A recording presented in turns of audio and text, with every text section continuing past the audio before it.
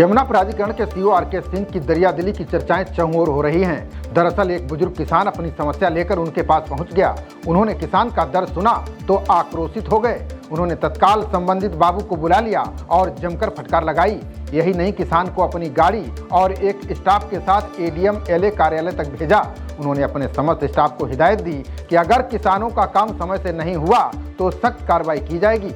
दरअसल बुधवार को एक बुजुर्ग किसान यमुना प्राधिकरण कार्यालय में सीईओ आर.के. सिंह के कार्यालय पहुंच गया।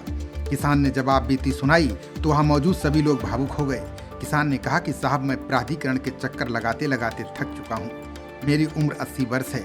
मुझको रोज यहाँ के बाबू मीठी मीठी बातें कहकर टरका देते हैं। साहब, मेरे परिवार में कोई और नहीं है। मेरे 41 और 19 वर्षीय 2 पुत्रों की मौत हो चुकी है। मुझको ही यहाँ की विभागीय कार्रवाई के लिए आना पड़ता है।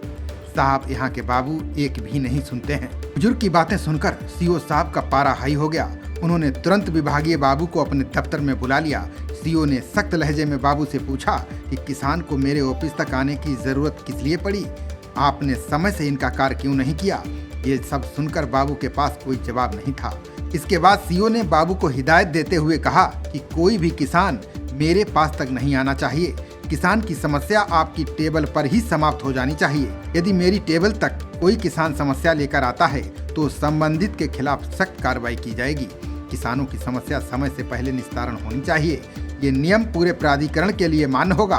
प्राधिकरण में किसी भी बाबू के पास किसान की कोई भी फाइल अगर रुकती है तो खैर नहीं होगी। किसान की समस्या को सुनने के साथ साथ सीईओ ने एडीएम एलए को फोन मिलाकर उसकी समस्या को तुरंत हल करने के लिए कहा।